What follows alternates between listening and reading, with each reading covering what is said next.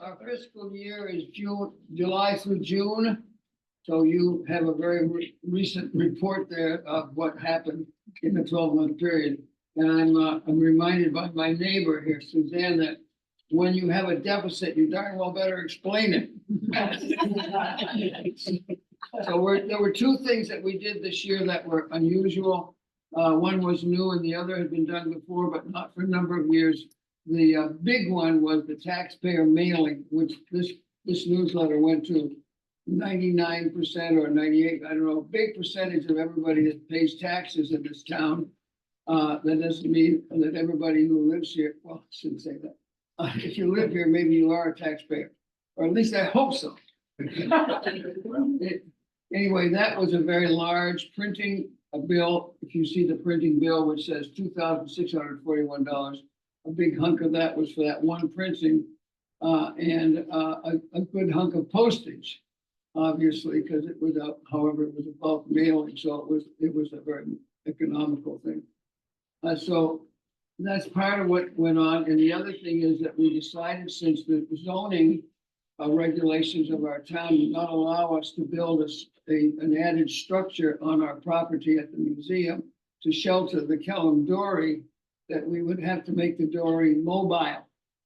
And so she is living on a permanent trailer that is just the right trailer for that particular boat to be on display. And if you've been to Thurston's, or if you've been to Archie's, or if you've been to the museum, the first part of our time there, you already seen her on the trailer, have you? With some signage. In the parade. And in the parade, that was, somebody said to me, somebody who knew Nan Kellum especially well in her later years, said she would roll over in her grave if she knew that the But also there is, there's a volume, there are four volumes or three of the journals of Nan Kellum, which were transcribed and printed and bound in our library here, in the Southwest Harbor Library, and maybe several other libraries of all of Nan's writing. And the same person that I just referred to without giving you her name said, if she knew that her journals had been made public and put all over the place for anybody to read, she would roll over and be brave another time. But that's not the topic.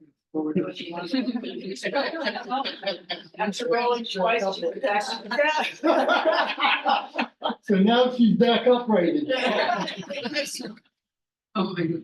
We spent $1,750 buying the trailer, having it adapted, and licensing it, so it wouldn't be illegal.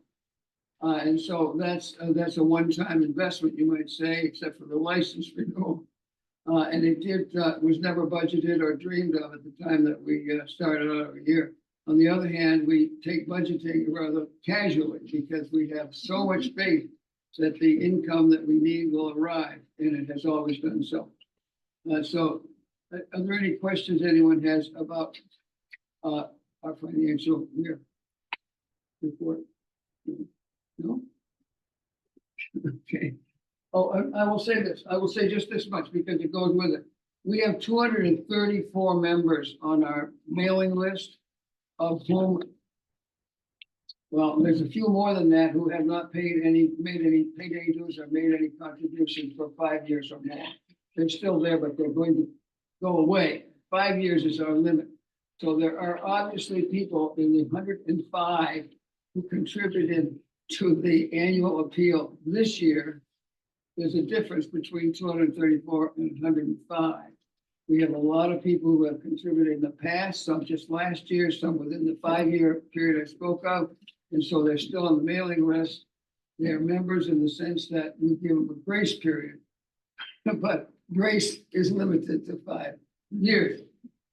So that's, I just said 234 in the membership category, 105 who contributed this year. And I will say this, out of the taxpayer appeal, meaning the people we don't usually send our annual appeal to, 6 people responded with donations to show us that they were in support of what they got when they received this newsletter. It wasn't a very well written newsletter, I guess, and $295. So I just don't. We want to be transparent. We don't want to just talk about our successes. Not enough. More than enough. So any questions on the treasurer's report? You need a motion to accept. Yes. And a second, Second, all in favor of accepting the treasurer's report? Opposed? That being done, it is approved. Next up, the nominating committee. So, I'm the chairman of the nominating committee.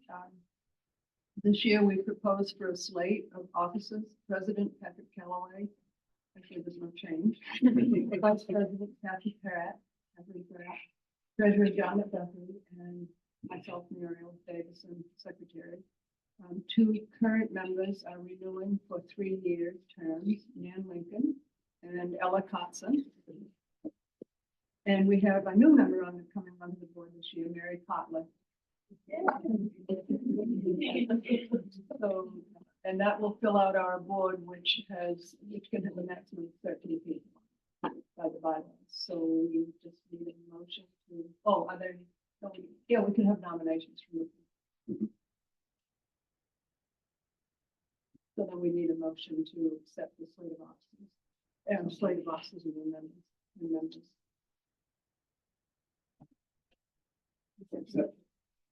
Motion and a second. All in favor of that slate of board members and officers? Any opposed? No, I'm just modeling. So. Maybe we should have said that anybody here who has made a contribution within the last 5 years to this organization is considered a member. And so you were able to vote on these issues, these major issues.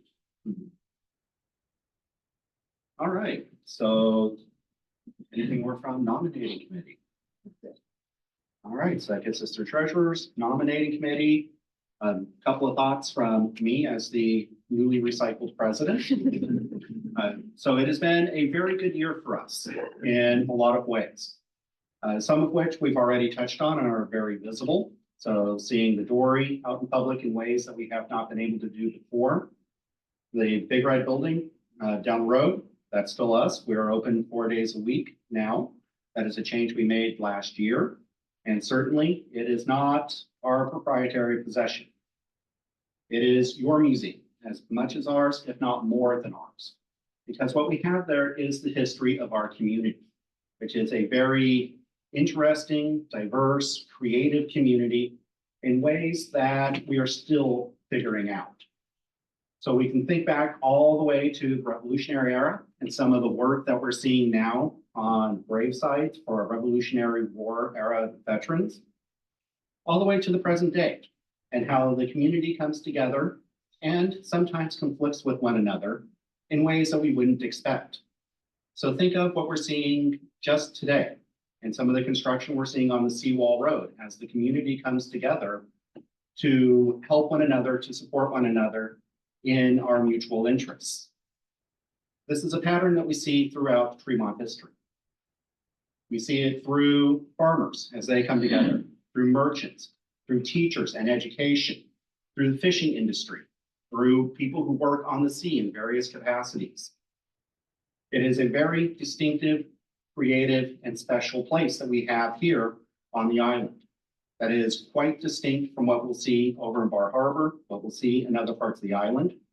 There is something unique and special here that we not only get to enjoy, but that we as the Historical Society have a role in remembering and protecting, as well as educating those people who are in our community and newcomers to our community about that special past that we have.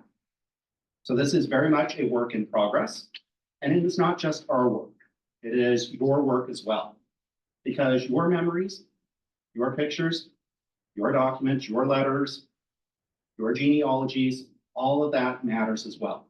And the Historical Society is proud and honored to serve as a repository for that information. That information just does not live up on the second floor of our nice red building. It is becoming increasingly accessible online. So if you've had an opportunity to look at the History Trust, more and more of our documents will be going on there. We will be transitioning to a new system, which should be more user-friendly, We're told it's more user-friendly, at least, coming up in the spring. So that means that not only can we take a look at the history that we have, but people who might be interested, who perhaps passed through and want to know more, people who take an interest on the island or take an interest in our community, wherever they are, they're going to be able to access what is in our archives. Because the point of the Historical Society is not just to be a dead, dry place of dead, dry things. It is very much a living, breathing part of the community that we want to share with everyone else. So shameless segue to our talk for this evening, in the idea of really celebrating ourselves as a community through our memories and through our experiences. We have a panel of folks here that are here to share some of their stories of this community. We'll have some videos and we'll have some pictures here up on the screen for us to enjoy. We will take time for questions at the end of the talk. So think of this as a share and more of a round table than a strict type of speech. So without further ado, I will open it up to the panel. So Muriel, I think that you are first. Did we introduce the panel? Like, did people know who's here? No, I was going to let them introduce themselves. Oh, okay, sorry, sorry. Could you use your mic? I could hear you very clearly. I could hear John, but I know some people talk softly. Mike, Can you hear me? We have no public addresses. In the back? in this room. Sadly enough, these are for recording. These are the ones people. They're just power on. But I've been told. Okay. Very So you started unfortunate. recording. The town should have public Yeah, address. just speak loud. Did you turn the sound off? I unmuted Recording, it. we're not recording. No, I mean on the machine itself. Okay. Sound.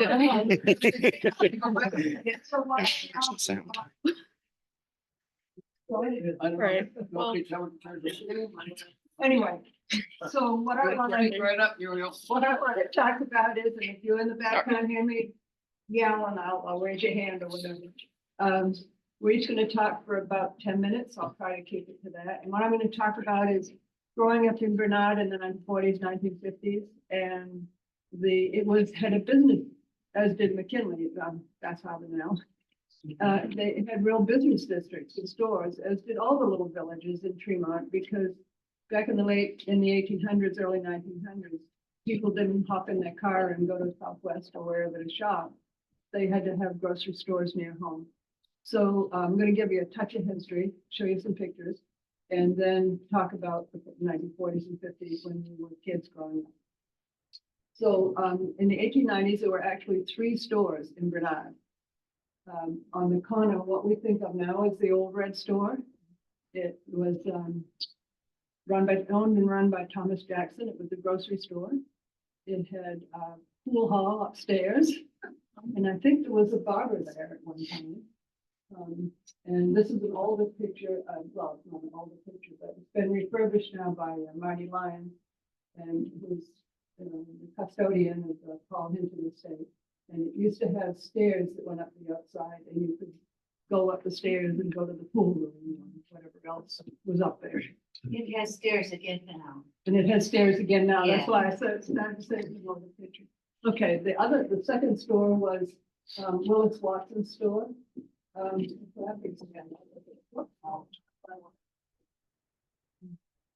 This is Willis Watson's store. He came here as a doctor, married a local woman, decided he didn't want to practice, so he built this humongous store and sold all kinds of merchandise. And it was torn down in the 1960s to make a parking lot. So it's the parking lot where people park. Oh, and it was the town office when we were growing up, and this grammar school actually held its graduations. And then next to it, so a little bit of my grandmother's history. Next to it was Guy Parker's house. And she said they used to have dances. And next to that is Tremont House, which is where Kelly of Gotham lives now. Okay. And the third, oh, this I just threw in to tell you that when there were when the roads in Tremont were dirt, there was a boardwalk all the way around the harbor from Willis Watson's store to past the little yellow building that used to be the school on the corner of Harbor Drive and Shore. And then the third store was Daniel Kopp. He was a Chinese gentleman who stowed away aboard a ship that was in China, leaked off the ship here in Fremont. And he opened this store and married a local woman. And it has had many different people and different types of things in it. This is early. HD, Aldi ran it, then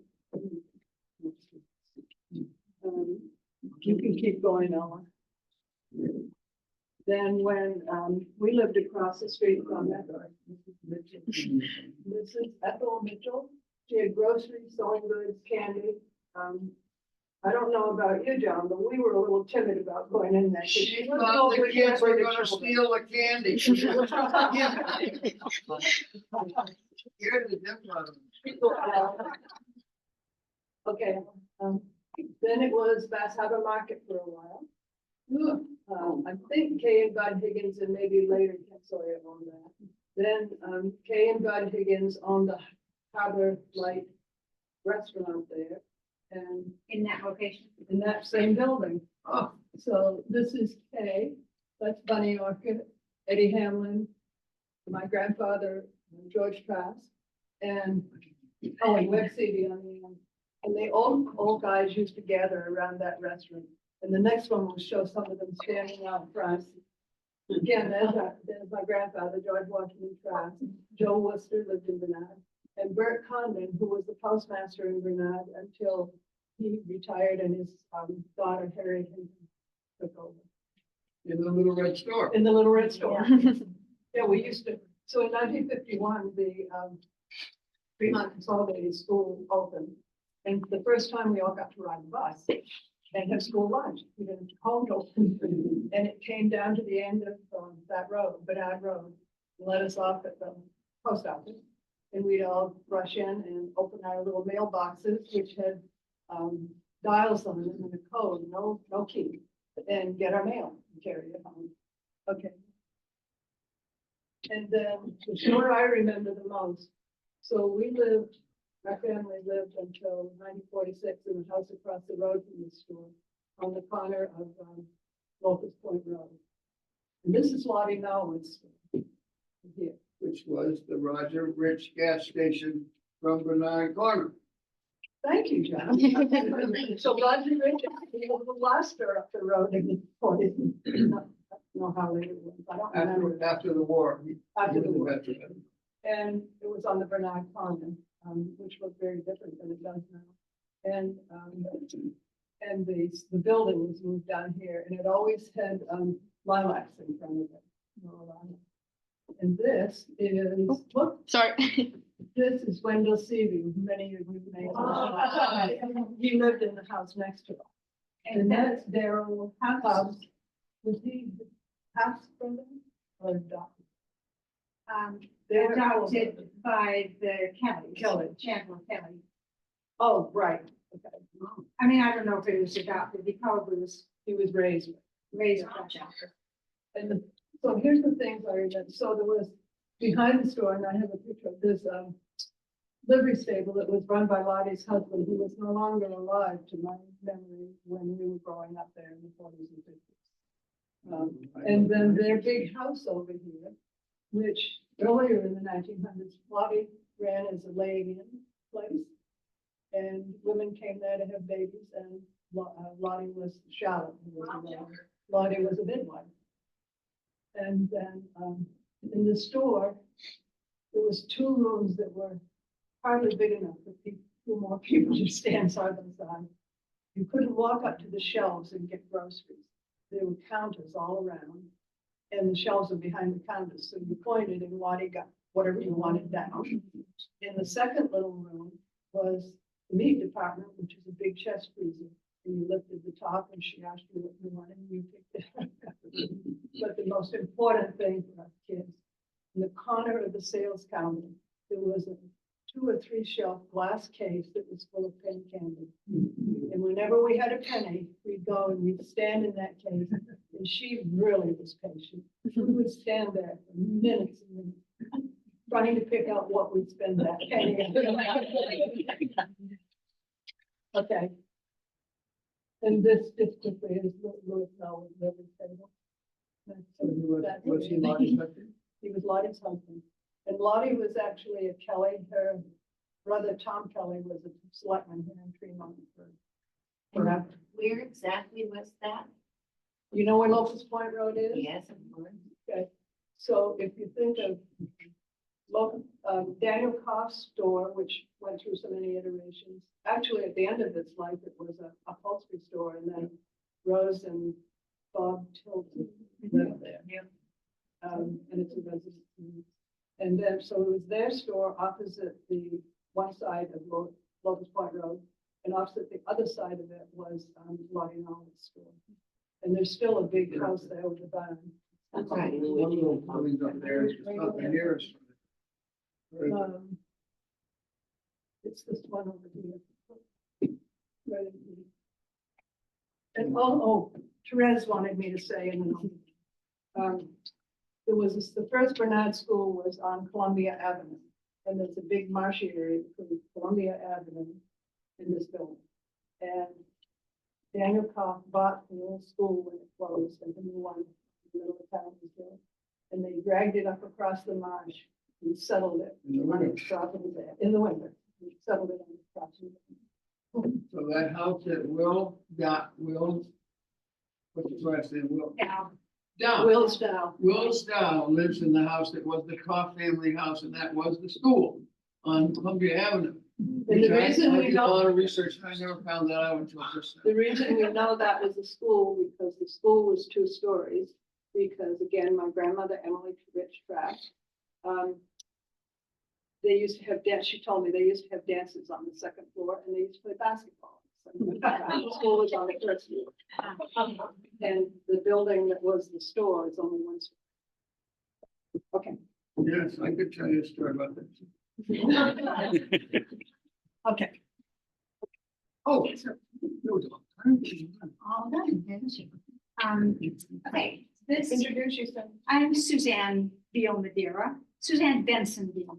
So, we're gonna be talking about the Benson War. Benson is a big name. Yeah, and Benson War. I don't know if you can see it, but this is, I believe, this is the wharf itself, and this is Thurston's. So it was prior to there being a small building on it. In the next picture. So this is the storm, and I wanted to talk about you're probably mostly local and you know all this stuff, but for the benefit of those who hadn't thought that much about it, the ocean is an incredible influence on the lives of people that live close to it. And people are dependent upon the ocean, and they are respectful, of course, and fearful sometimes. Sometimes the ocean there are things that are grim reminders of what we've lost in the past, loved ones who were lost in the ocean and so forth. This is January 10th. Pete and I were driving around, and this is actually the Captain's building right over there with the ocean water in front of it.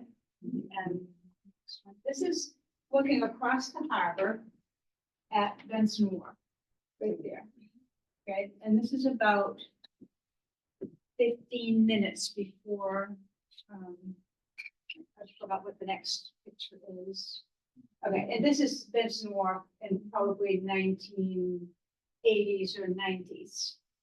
My brother Ken standing there at the doorway, and his wife Helen, they inherited it from them, actually bought out my brother's shares. And so you see the dock is it's actually still there, and there's a lot of stonework holding the property. So I think this is Yeah, okay, go ahead, but you could go ahead.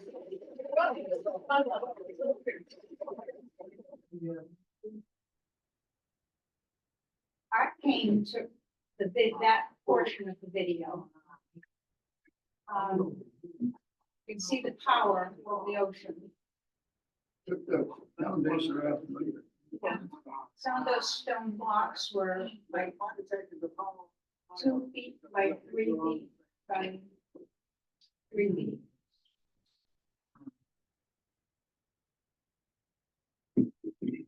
Fortunately, the lobster traps are heavy enough to hold the wharf down. The wharf did get lifted a little bit. Some of the posts holding the wharf up were lifted out of the mud, but the weight of the traps held it more or less together.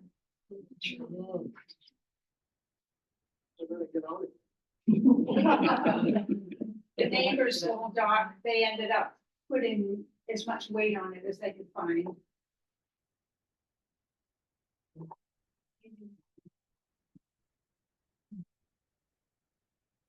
It's actually only less than 2 minutes, with all these videos together, but it seems long. At this point, I was thinking very much about my sister-in-law, who was a potter, and there were complete sets, like 12 dinner plates that she had made, and 12 luncheon plates, and 12 bowls, and 12 bowls, and I just knew they were going down into the water. Going to mention something about the store situation. This was the second Benson store. This one was built by Ralph Benson for his son-in-law who came back from the war. And he had married Ralph's daughter, right? Maryland. Yes. Marilyn Benson. And he built it so his son-in-law would have a business that he could come back to and run when he was out of the service. But I think the son-in-law was not interested in running the store. Is that He true? ran it as a chandlery for a while. And I don't know, maybe it wasn't successful or. Anyway. Maybe it's because the marriage was breaking up. The marriage, yeah. And Ralph Benson, who lived a long time after that, in his fishing life, made it into his wharf building for tools and stuff. And found items. Found He items. had lots of found items. Fell off the back of it. Things he pulled up in his traps. So here we go. That very, very sad. I was able to climb through the window and retrieve a lot of things like a yoke for goats maybe or something, because a 2-animal yoke was only this big. So I don't know what it was, but there were lots of things up there. Is that the one you And this call was the the next Vassar day. See Yacht how Club? beautiful it is and flat calm the ocean is, and it makes you kind of forget what had happened. Was that the one they called the Vassar Yacht Club, or is that a different No, building? it was a different It was a building. different Building. So then is there, oh yeah, and then I wanted to end with this, because this is the way I like to remember it. There's 2 big picture windows on the front. My grandfather had some bottles with barnacles this big around at the base of them, and those were toggles, you know, so all kinds of different things.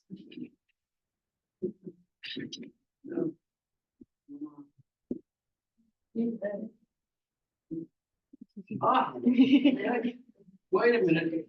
Is that the first picture? Yep. Can you go a little there? Now, wait a minute. That's the Benson store, the first one down at the end next to those trees behind that little building. This is from my house, the Benson homestead, the Benjamin Benson homestead, looking down in that direction. There was the store and on the other side, what they call the fish house, Benjamin Benson's fish house. My grandmother's the little girl standing. Oh. Callie's grandmother is standing in front of that. It's not an outhouse, it is a well house. And it provided water for the whole neighborhood for many years. It was apparently a rare cut item to have a well. It's only about 8 feet deep, 9 feet deep, something like that, about this big around. Is that the one in front of your house? Yes. Yeah. In the field. It has a stone curving around it now and a nice plywood lid that I actually built. But anyway, and that's the Steamboat Wharf. You've heard that Steamboat Wharf Road. That's the wharf that was where the steamboats drop. And over to the left is the Try House, where the whale or pogie or some other kinds of oil was tried out in order to make it into lamp oil. Where did the steamboat run? Up and down the coast, all kinds of steamboats, you know, when they went to Southwest Harbor, people didn't go by road, they went by steamboat from wherever they could get aboard. So anyway, let's see, these pictures are all out of order. I'm sorry. I know, it's not your fault. Can you keep going a minute? Yep. Keep going a minute. Right there, that old one. Well, okay, that's my house today. Only it has another dormer on the front that matches the one on the back. Those are what they call dustpan dormers. Some people call them shed dormers. It goes all the way across. It doesn't have little roofs on it, you know. There's another dormer on that house now that was built after I retired and just after 2000. And the house behind is the Kelly house, in which Harvey Kelly, after which this room is named, was brought up. It's where he lived. That's Kelly's dad. Oh, he born and died in that house. And so now if you want to go to the picture the next one.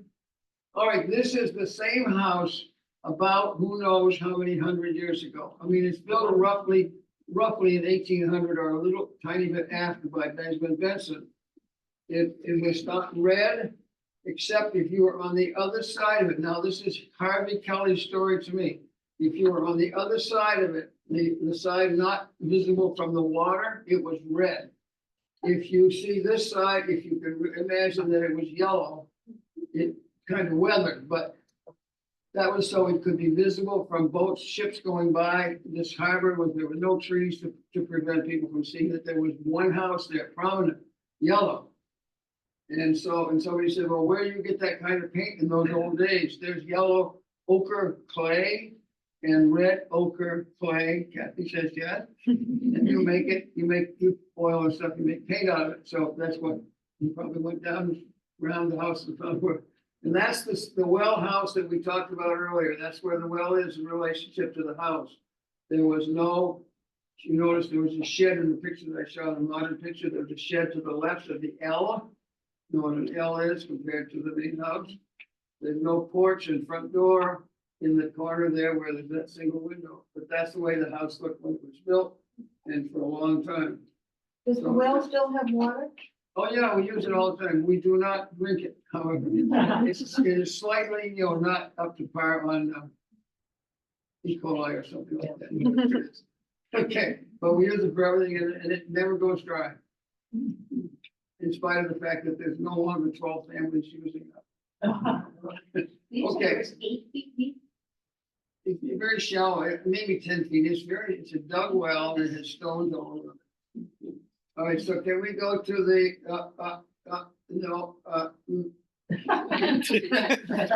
go, I didn't even give that picture. All right, see this picture? This is the frontage, the shore frontage. This would be the Benson Wharf right here in front of your feet, where your feet would be. There's a vessel that was laid up there on the shore to die at the time, right in front of my house. If you look up behind there with some trees, that's the house. And if you were to look a little bit to the right, above the middle part of that vessel, you see a little house. It's not the little house over the well, it is the little house over the, you know what? That's what, when we moved there in 1940, that was in the summertime or 39, I guess was the first summer. We had an outhouse and did not have running water in the house. And that's the outhouse. It was a very nice little building.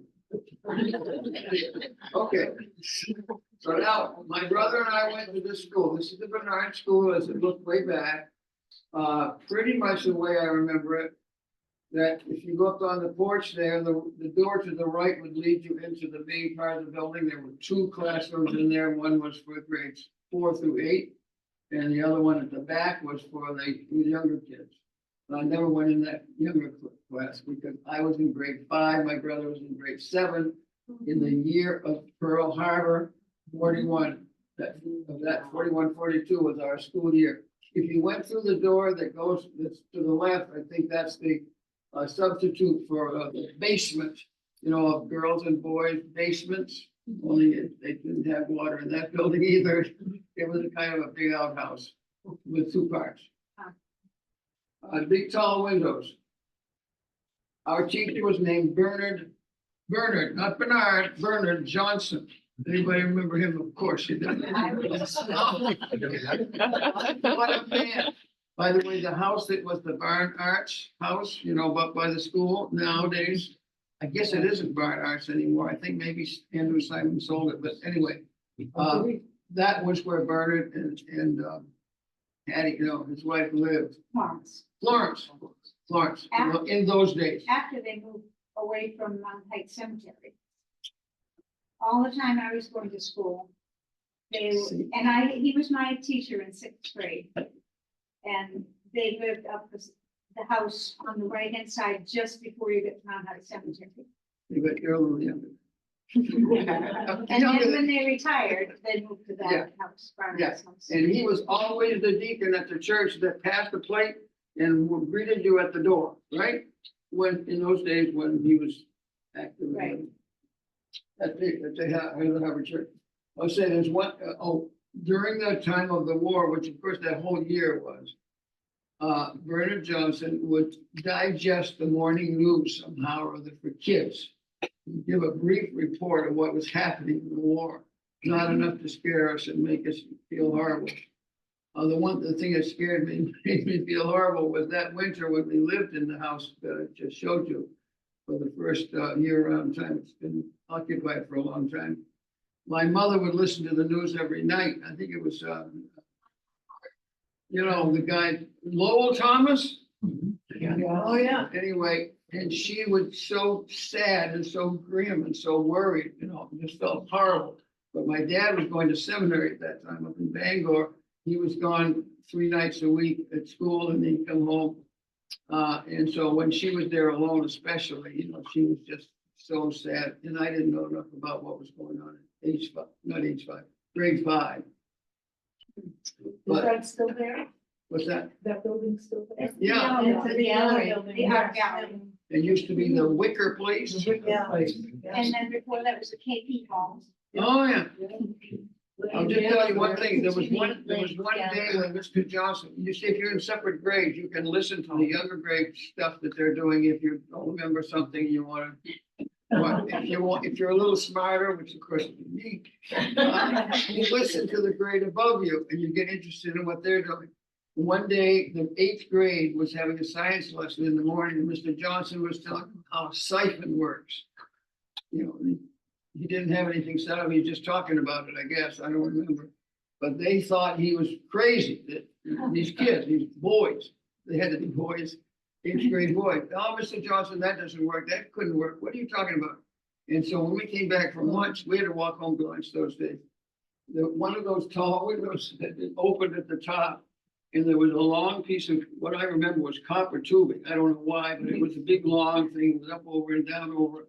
And of course, with that, he could demonstrate how a siphon works, so they could see it. And those kids were just dumbfounded. They didn't have anything to say. Because Mr. Johnson was such a great. Okay, can we go through that? I'm talking to him. I did not have that picture. I mean, and that's the Ruth Moore Peapod that was never built. I'm not going to talk about Ruth Moore's Peapod. That's me in Norwood's Cove prior to ever moving over here, rowing in Peavy. That's a punt Peavy, so just keep going. There was one, but is that all the Yep. pictures? Mhm. Okay, so I guess I went far enough, didn't I?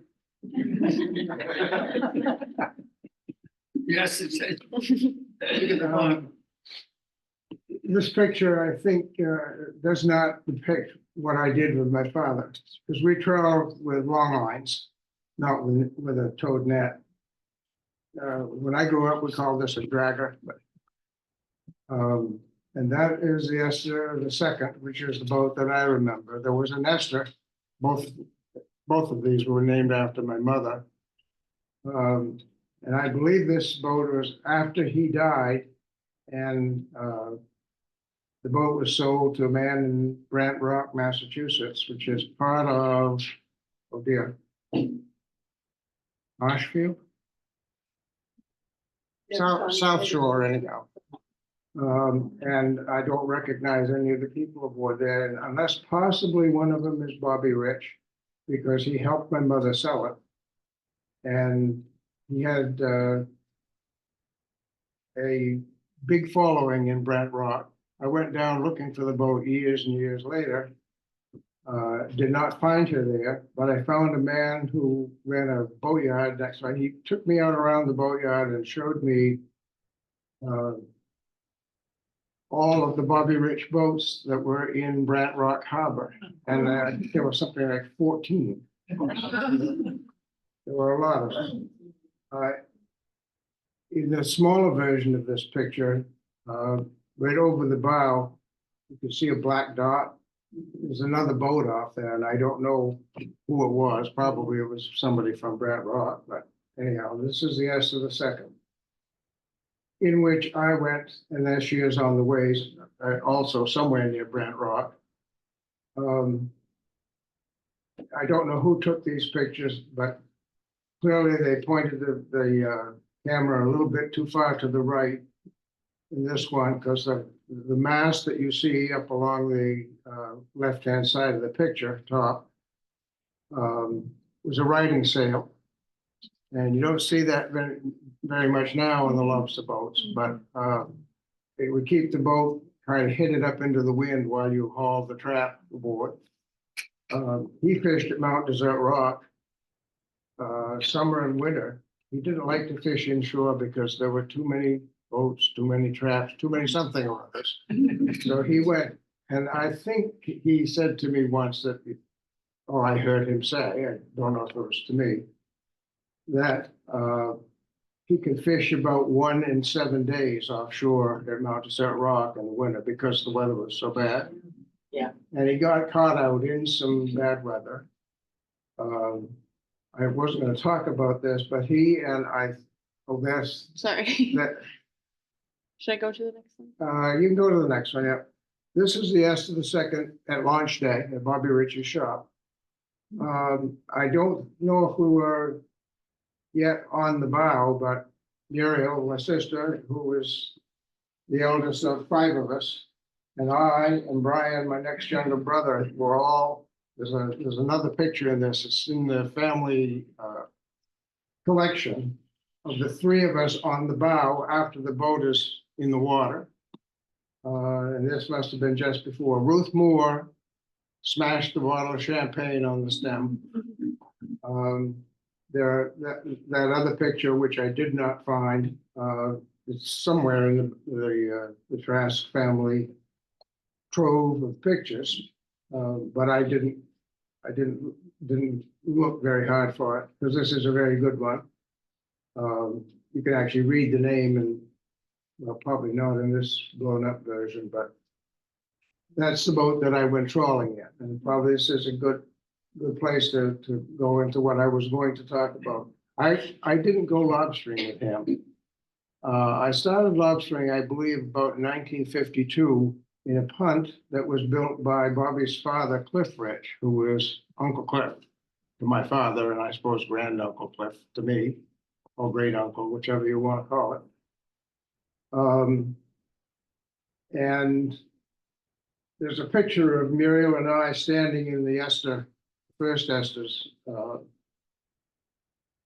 the engine box in the first Esther's picture, and that boat burned off Long Ledge coming around from Southwest Harbor, probably in the late 40s. I think it was probably after 1947, the Bar Harbor fire. Her keel was down at Wonderland on the beach to the west of the point for years after that. And then this is something that I don't know if even Muriel knows. I came home from college in probably 62, And I walked down to the beach just to the west of our house, which is down on Tri-House Point.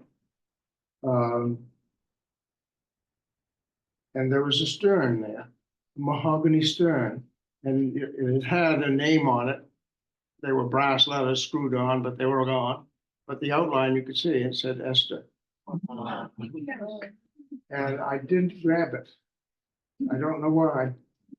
It was still, well, no, I didn't have fond memories, such fond memories of the Esther, but I do have fond memories of the Esther the second, which Barbie built. The first one was built by Sim Davis at the cold storage. So, Uncle Cliff built me a punt, and the deal was with my father, if you learn to swim, you can have a punt. So I learned to swim. And I think the first year I went lobstering in that punt, I had a pair of 7-foot oars and 20 of my father's culls from his offshore gang. There were hardwood traps, oak traps, full of worms or shellfish or some kind of nod. You couldn't fish them because they'd fall apart. So I fixed them so they'd stay together, and I fished them probably from about where the cold storage is to Snake Point, which is the point to the west of the house, with a pair of oars. And I did that the second year with an outboard that I bought with what I earned the first year, and I think I did it the third year, but I'm not positive it was the third year. And then what I'll call the fourth year, the hake came back, and my father decided to go trawling for hake, longline. And I was being the oldest son. Muriel is the oldest daughter, but back then daughters didn't go with fathers fishing. She told me a story which really I can relate later, but she can relate it. And that made me think about how much she missed. So anyhow, my story is about the Esther the second. This would have been about 1955 when I was, I think, 12. I was still small enough. I wanted to be 6'2" and play with Bob Cousy, but I never did. I made it to 5'9", and now I'm shrinking. So I went tub trawling with him, which is what we call it, for hake, but we caught for pollock, codfish, haddock, occasionally small halibut.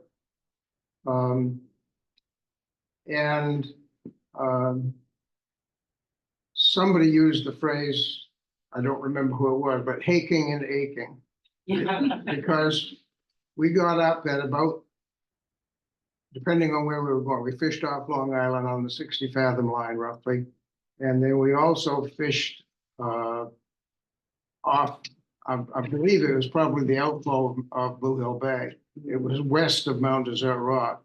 And there were my father's boat had a radio telephone, a fathometer, and I think that was all the electronics. Compass. Yeah, and he had his watch. Pocket watch, I think it was a Waltham pocket watch. So you know to run out how much time you've got.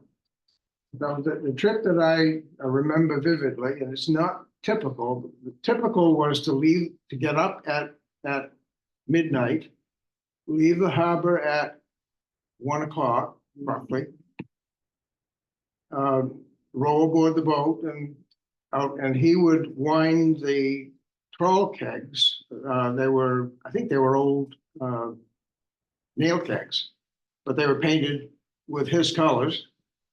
And he would wind these were, I'm kind of stumbling here. He would wind the twine around them so that it would unroll, and they were between every 2 tubs. So the first tub had a flag on a bamboo pole with corks around the center of it. And I think there were window weights on the bottom, so it would stand upright. And that would be on the first one, and then set 2 tubs, and then put one of these buoys on, the nail kegs, and set 2 more tubs and another nail keg, and eventually we'd have 8 tubs in the water. And I did a little figuring, this morning or last night, I forget which it was. I can't remember what I had for breakfast. So, I think there was something like 2,200 hooks on those 8 tubs of trawl, and they reached for about 2.5 miles. Holy moly. And there was a hook, well, there's a short, it's called a gangion, short line that was attached on one end to the ground line, and the other end had a hook on it. And I think there was one of those every 6 feet, so 2 of them wouldn't reach each other and then snarl each other up. So he'd wind the kegs, and I would steer from about the mouth of Bass Harbor to Mitchell Bar, which is the bar between Little Gots Island and Placentia. And then I'd get to go back to bed. And I would sleep for probably another hour and a half, probably an hour.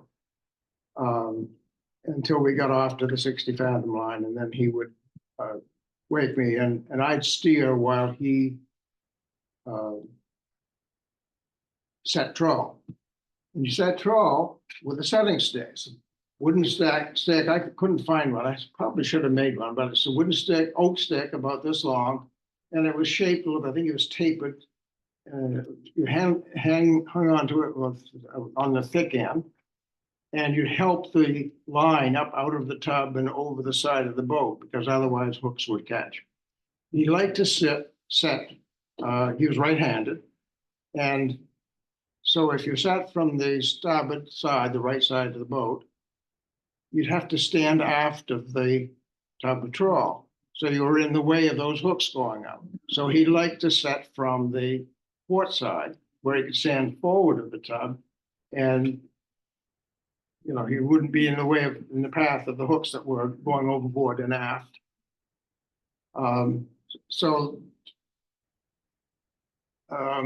Then we would, once we had set 8 of those tubs, we'd run back, and there'd also be a flag at usually it was the western end, but at the other end. Then we'd run back to the first end, and I think right around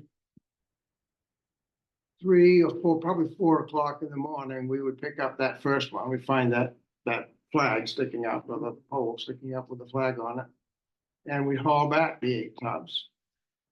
The most I ever remember catching in one day was about 11,000 pounds, mixed of hake, haddock, codfish, whatever. But I also looked this morning, and I said, I have wondered this in the past, but I never really wondered that much, I guess. Why did we go out in the middle of the night? Because I didn't really like getting up at midnight. Yeah. Or later on, when we went to Mount Sir Rock, getting up at 11 o'clock and leaving the harbor at midnight. But, oh dear. Why so early? Oh, why so early? That's what you. Hake 10 bottom during the day, but they're up in the water feeding on other fish and plankton and whatnot at night. So we were out there when they were feeding, and they would feed on some of our hooks, which were baited with small herring. And I think there was something like 275 hooks. I had to figure out by taking it 2.5 miles and converting it to feet, dividing by 6 to get how far apart the hooks. But the end of the day would be another hour and a half steam back into Bass Harbor, where for 2 years we sold at Thurston's Wharf. I think the boat was named the Carrie B that came up from Gouldsboro, and I think the company was Fred Snow. Snow's clam chowder, Snow's fish chowder. I think that's what, but I'm not positive of that. That boat came up, and I think there were probably, I'm going to say 5 or 6 fishermen in the harbor who were fishing for hake. Would come in alongside serially and pitch their fish out onto the deck. And I think the paycheck came later from Gouldsboro, which is where the boat Gary B went back to. So that was the end. Well, no, it wasn't the end of the day. Then we'd have to go back across the harbor to the bait shed where we had baiters baiting for us. And I think Wendell Seavey was one of them some of the time. I know that Wendell was a heck of a good baiter. He could bait a tub of trawl. He could bait 2 tubs of trawl to my 1, and I didn't have to bait alongside of him very much because I didn't like to be beat. So and then we go home, eat supper, and go to bed, and repeat same if the weather was decent. So I don't know how, I didn't look when I started. I was wondering, were your gunnels practically underwater with 11,000 pounds of fish? Nope. No. No, she was a 37-foot boat, 12'6" wide. We had, I think we called them pen boards. They were athwartships. They went from side to side, and there were cleats that they rested against. And then there was a spreader pen board, kid board, whatever. Kid board, yep. That kept them apart, pressed against the cleats. So then, and then the spreader was probably that far from the port side.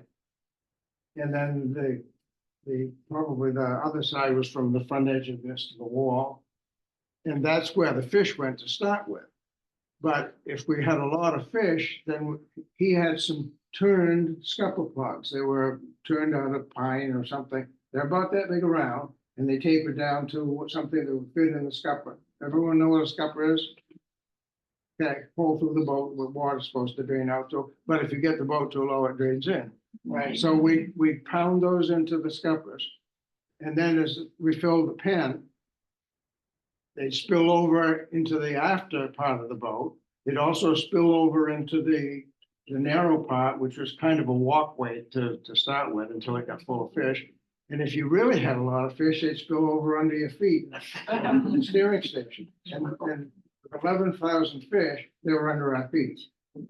So and I think we had 2 times in my time with them. We typically maybe get 5,000 or 6,000 pounds a day, but that one particular day in the outflow to amount to Blue Hill Bay, we had around 11,000, and there was one other time, I don't remember why that happened. The 11,000 one, I don't know if I got time, Mary, for the rest of the story, which is what? Go fast. Okay. The story that is not typical, but it's the 11,000 pound day. We went to Mount Desert Rock. There was no GPS. Again, he had a watch, a compass, and a fathometer.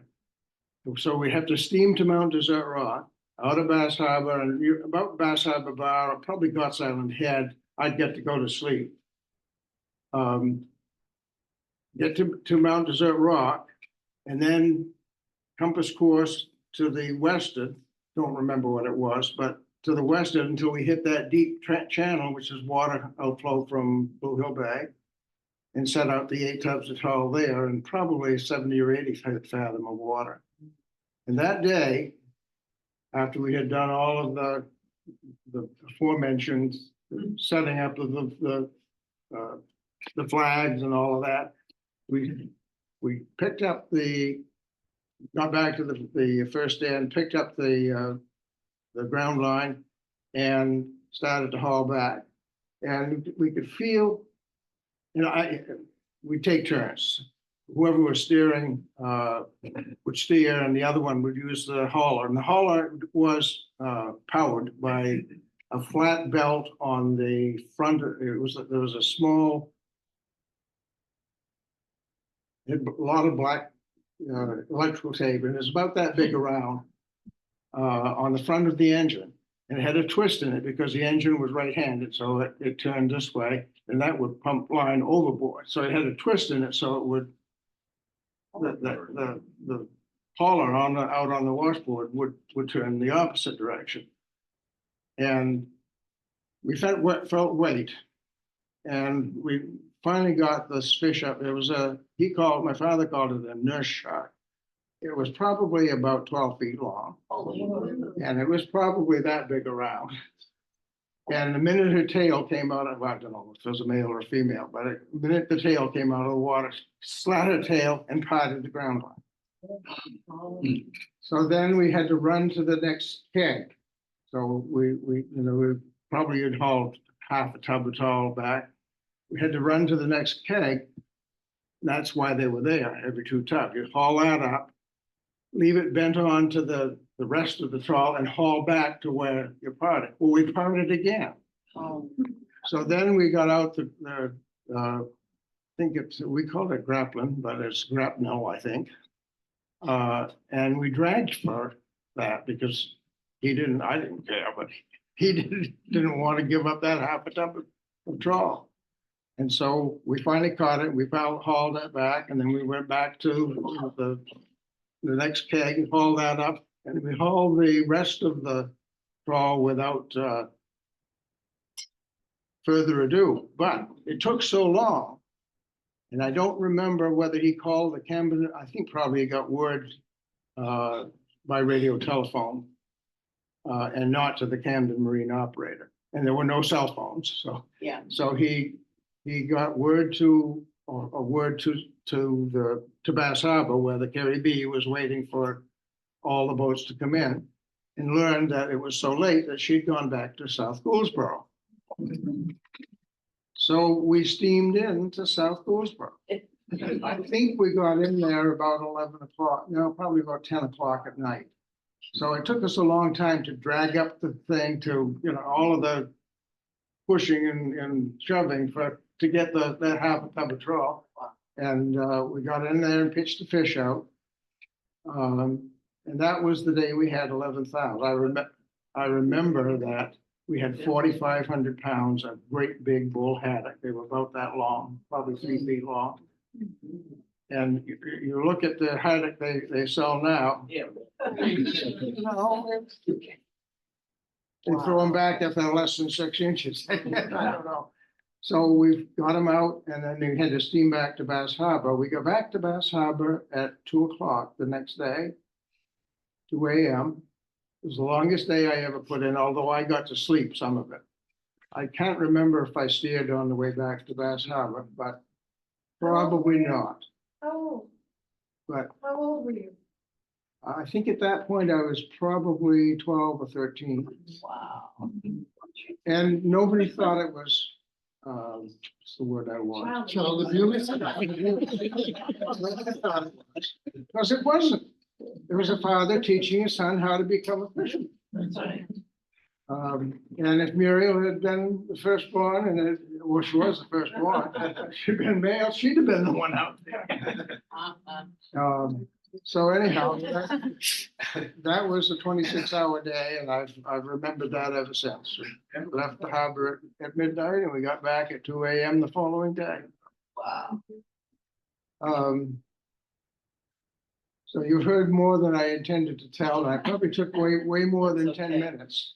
And I don't know if you've seen all the pictures. That's the S of the second at Mount Desert Rock, probably shortly after she was launched at Bobby's.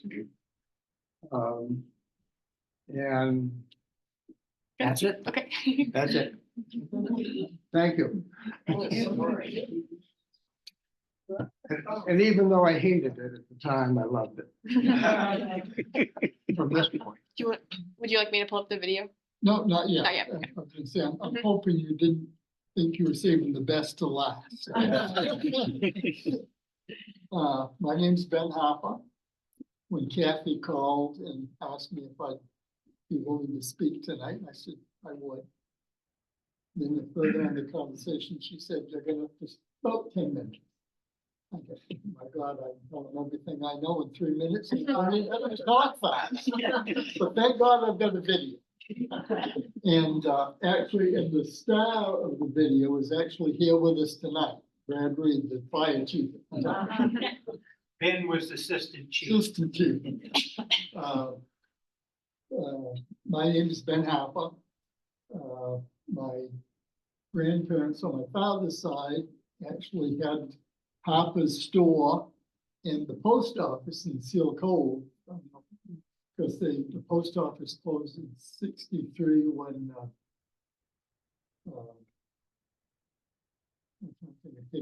Murphy. No, Leola? Leola. Higgins took it over. Oh, Okay. Yeah. And, So where was that store? you know where the Episcopal Church is? It was, there's a small coming back this way on the same side. There's Episcopal Church. There's a small house that's off the road. That's my aunt. That was a Harper. And then the next house, and right in front of that house was where the store used to be. Yeah. I remember we actually burned the store down, for my grandfather. When he retired as a postmaster, and he said, you know, the only reason I've had the store open is just for the post office. So once he retired from the post office, and then it started to fall down. And so When did he you said, burn it? what's that? When did you burn it? Oh, I'm gonna say that was probably in the maybe mid-70s, I'm gonna say. I remember seeing it. Yeah. Me too. And so the Harper side of the family, I say they were pirates that landed in Seal Cove. The lady at the Historical Society over in Southwest said, no, they were privateers. I said, I'd actually rather be a pirate. It sounds a little more adventurous than being a privateer. My mother's parents were born down east, my grandfather in Addison, my grandmother in Machias Fort. They moved to Rockland when my mother was 2 weeks old, and then moved here to Bass Harbor in 1933. And my grandfather was a teacher at the school down here in Bass Harbor. And then when the village schools closed and we went up to the consolidated school, he became the principal up there. I've been, was on the fire department 35 years. Was on the ambulance service for 17 years. And even though I'm a teacher by trade, I worked as a dispatcher down Southwest for 37 years.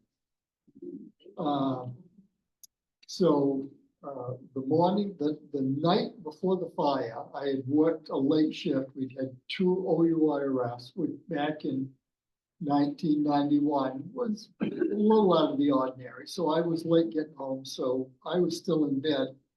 And I can remember hearing my father downstairs say, when in the winter, he was a caretaker, and of course, all of the summer cottages are closed in the wintertime. So he stayed home. And he always took his binoculars out, wanted to see if this fisherman was out, and this one was doing this.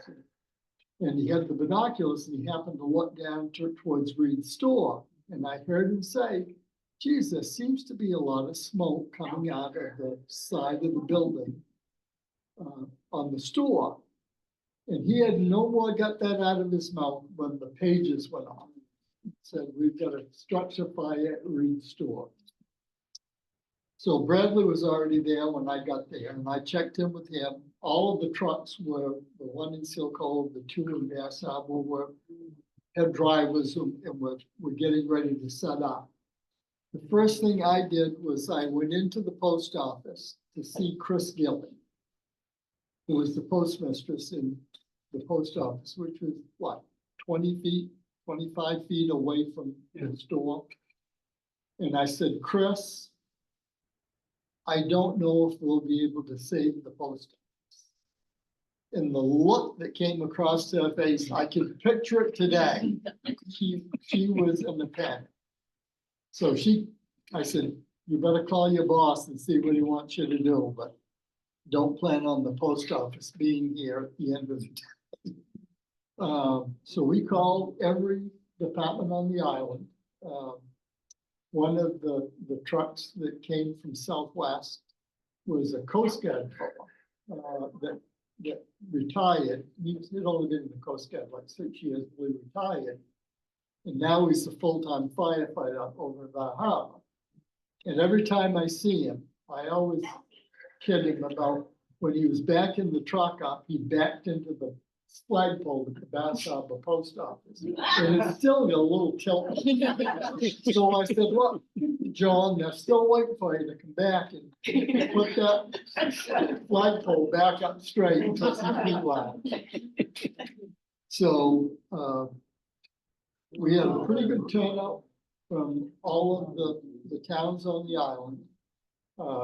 Sonesville came and they set a pumper up down on the shore in the salt water. And they started pumping water up the hill, then we had trucks tanking water in from up on the Lighthouse Road when Doug Gott owned it at one point, it would always pull water there, so they go up there. Also, we had cisterns at the fire station that you could back the trucks in and fill the trucks. The water on the shore, every once in a while, it would stop. Wait a few minutes, it would start up again. Well, they had a 1,250 gallon per minute pump set up on the shore.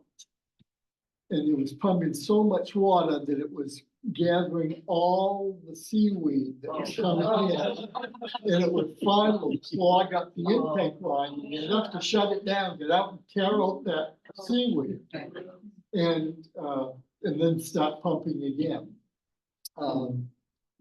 I think the whole fire was over by 11:30. It didn't take long, and you'll see in the video. All my 35 years on the fire department, that was the biggest incident that I was ever involved in. And but I think it was kind of a foregone conclusion when we got there. And I don't know if they'll play that part or not, but Bradley said from the very beginning, I don't think we're gonna save the building. Said if we can protect the surrounding structures, particularly the post office, you'll see it in there. One of the things that we did know is the people, that was the first year, I think, that the store had been closed over the winter. Every year before that, the owners that took over after Bradley sold kept it open, but that was the first winter that the Roberges decided it really wasn't paying enough to keep it open in the wintertime. So they had closed it. And he had a gun collection, a gun safe upstairs. When the fire was all done and the ashes were there and we started pulling the ashes down, that was the only thing he had interest in. He said, could you see if someone could open the gun safe? And his nephew, Craig, came over. Jerry Craig's boy, yeah. And they opened it. And all that was left was a metal, all of the wooden stalks was all gone. But he also had black powder, gunpowder stored in the upstairs. And in some of and it would happen to be on the side towards the post office. And you'll see in some of those cases, you can see the explosion, how the flame was forced out. So I was gonna say, if anyone has any questions, we'll play the video.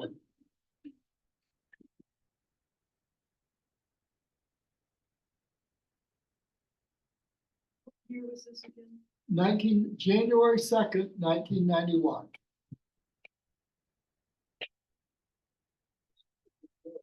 Candidate would build a movie theater and the Trenton Masonic Lodge.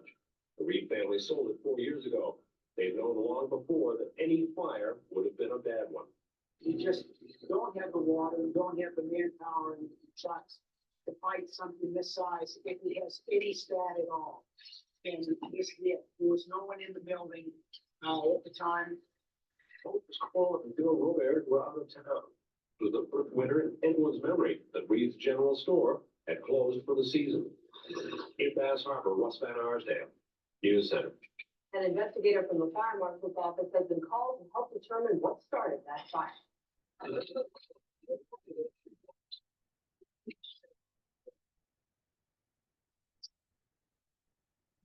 That's the picture of what the store was just prior to the. Well, actually, there's, I think the piece that was built on where the freezers were hadn't been built on yet. Yeah, no, it's built on. No, in there, but not on that picture that I'm, Muriel got. Did they ever figure out what caused it? I think it was the furnace. Now, Bradley was very intent on having the boiler inspector come down because they had been working on the boiler the day before. And he concluded that it did not start in the boiler. The boiler started was at the other upstairs. end of the store of Yeah. where the fire started. Right, can I tell you mine? yes. I'll Okay. stop in just a second. We knew, even if we owned it, we knew if nobody was in that building, like overnight.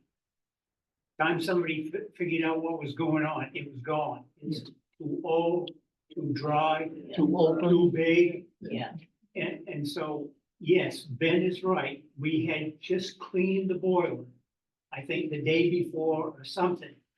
And my nephew, Dwayne, worked for me at that point. He was one that cleaned the boiler. And so Glow called from the Mullen House, the White House just below that, and said, I don't know whether this is anything or not, but there's an awful lot of white smoke. And so I said, found Dwayne, and I said, don't do a thing other than get in that truck and see what's going on, because he also was in the fire department. And so he got over, I was right behind him. We saw that it was not steam from the steam boiler. It was smoke. And so that side door right there, we put on Scott packs and we just started in, and you could just see out where the boiler was. And then we heard the whole second floor, which is that picture, just burst into fire. And I said, back out, that's it. wow. And Ben is right. We put all the water we could on the side of the building facing the post office to shield the post office. And they still melted some shingles and some vinyl, but it was safe. Yeah. And- There's some, it shows it here a little bit. And I could hear the scuttlebutt going through the town. Oh, they sold the store and then they burned it. I had the state electrical inspector come down. I had Ken Bain from Machias, the state oil burner inspector. And he stopped over to our new store in Southwest, and he asked some questions. And I told him it was an old, it was an American Standard or something, steam boiler. And he said, oh, I'll go over, but he says that couldn't burn anything down anyway. So, anyway, we wondered. There's a little thing that went on before this fire, and that was the store had a break-in 2 days before. And they didn't know what they were doing totally. They, yes, got a small window that was further away from the main road out of view. And they didn't realize that we had rerun a water pipe across that window. It was boarded up because it was the bathroom for the first floor. And so when they came in, that water pipe was broken, and the boiler, being a steam boiler, had to be low so the condensate would run back into it. So it was down the hole, formed out of the cement. And so that's what put the boiler out. That's why we were over there in the first place. But it was a break-in, and we always wondered, did somebody come back and set it to cover the break-in? So no evidence would be found that could. I don't know. Unsolved mystery. Yeah. Wonder who.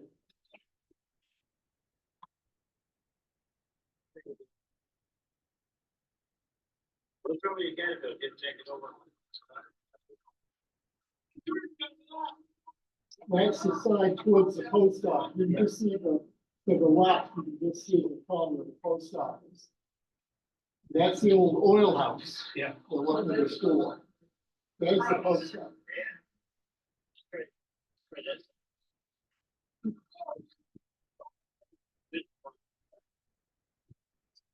Is that when Randy joined the fire department? Yeah.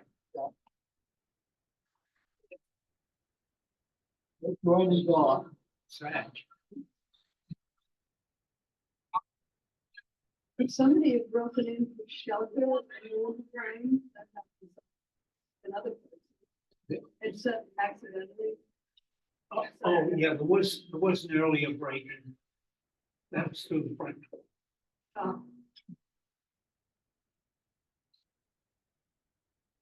Sad. I like that. video. This video was done by Lyford Stanley.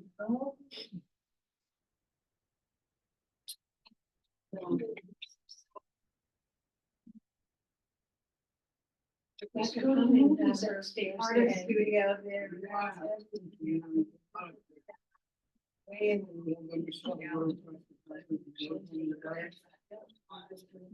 God knows, you know.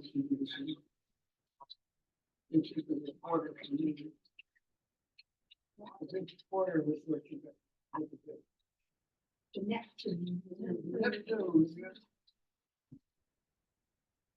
That old picture that you had first, was that on the exact spot on the newer building, this one? That old picture that you had on the screen? Yeah, It was the first building and then it was expanded, but it was Right. basically still there. yeah. That big flight of stairs up the front of that building is terrible looking. On the third floor, on the third floor, there used to be the Kingly Lodge. I think, was the pool table still up there? Yeah, it was. Yeah. I can't remember the theater on the second floor. But I went to a couple, I'm pretty sure of the last one, and that was 54. yeah, that was the Neptune Theater on the second floor. But when I was growing up, it was appliances, they had furniture, Yeah. beds, you name it, And Hollis would sell it.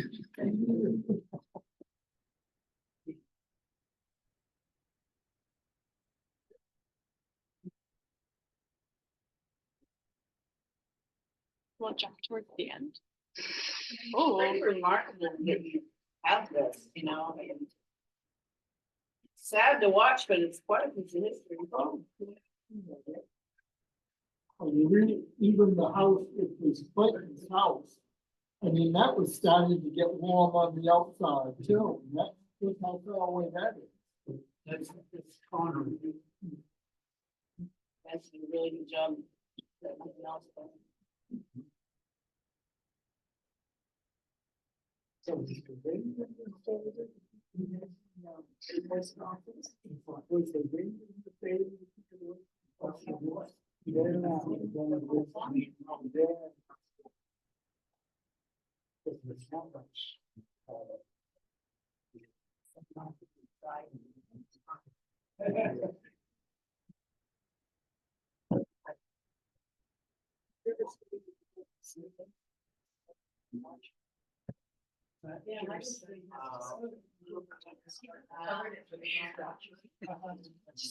Head it off somewhere. Yeah.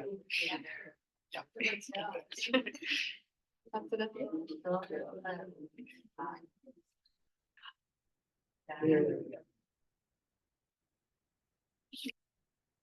All right. So the question was, everyone, yeah. Yep, so we'll open the floor for questions from our panel or for our panel. Quite a variety of different topics.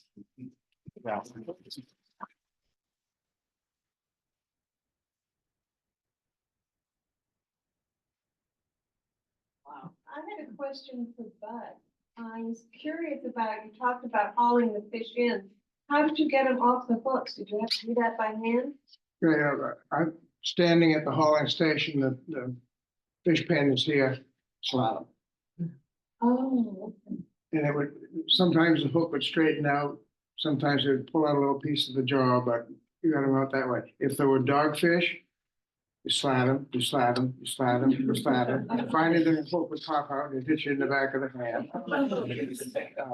That was what stopped us after after 4 years of aching and doing fairly well at it. Dogfish came back, and back then, nobody ate dogfish. Yeah. Do they now? British have, I think, fish and chips in Great Britain, not very dogfish. I don't know, and I guess in this country, I don't think any trash who grew up back then would ever eat a dog. It's a small shark. Yeah. A decade or two after you were doing that, weren't they buying lots of dogfish in the biological lab? I believe that's right, Research, yeah. Did they have a place down here on Harbor Drive I don't know. yeah, it was out here. Yes. That sold, that they would get dogfish and sell them to the biological. Hanson's Takeout is now. Yeah, There's a guy over in Bar Harbor that used to buy dogfish off my father. Well, he was a summer person. You couldn't get enough of him for. Yeah, sure. So I guess for all of you from Bernard, I was wondering if you know or when you got electricity in Bernard and when was the road paved? Do you remember any of these things? Before my time. Before my time. Yeah, before my time. Me too. Remember, I was a kid before we got water in the house. When did we? Oh, have that's that? true. Yeah. I was teenage people, yeah, water. Really? When The did house that I happen? live in now was my grandparents' house, and there was a hand pump at the kitchen sink. Yeah, that's what we had, yeah. Yeah, the But system that in the was cellar. around 53, I think, they got a drill from. And I drew water from the system, that collected water off the roof. We got water from the rain, there was a rain barrel. I can remember my grandmother doing laundry for the water from the rain barrel. And my grandfather would go down to the well on John's family's property every morning and get 2 buckets of water and bring it up and put it on the little dresser in the little tiny kitchen. And that would last all day. Well, she used to, Aunt Cora was what we called her, your grandmother. And she would hire me for 25 cents a week. When Uncle Shirley, when her husband, your grandfather, was away working, to carry water up from our well and then wood from the woodshed. And one thing I remember especially, she would have, when I went up to get the empty pails to take them down, she'd have one like sitting there with maybe a little certain amount of water.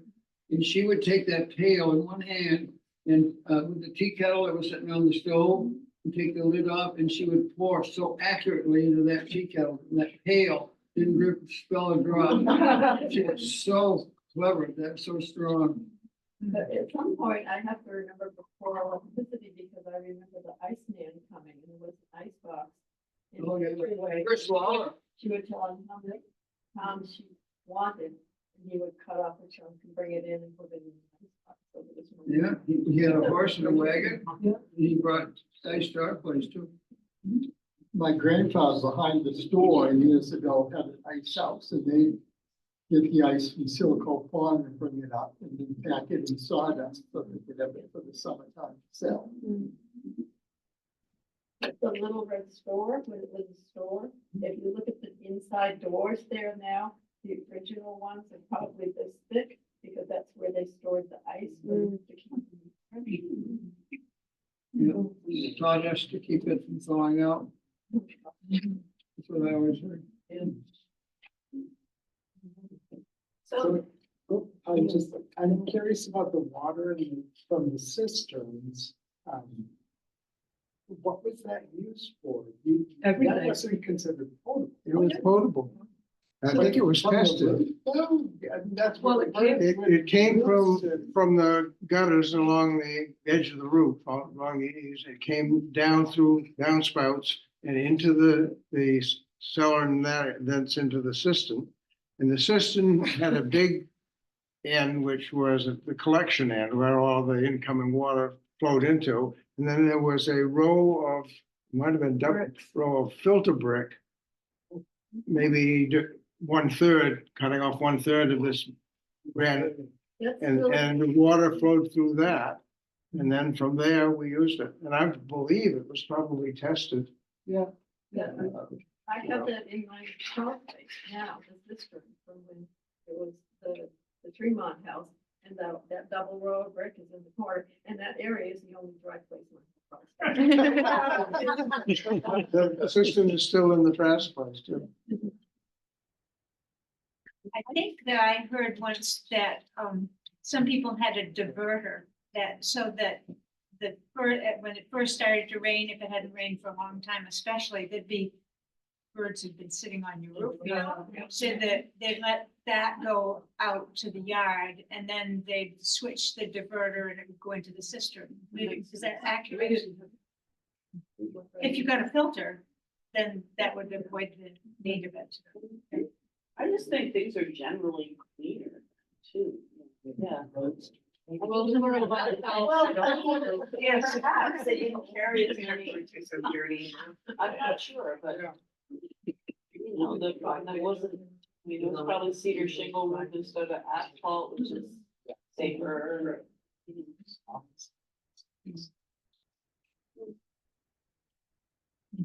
It's a lot of food over there. Any more questions for our panel? Really good. All right, well, thank you.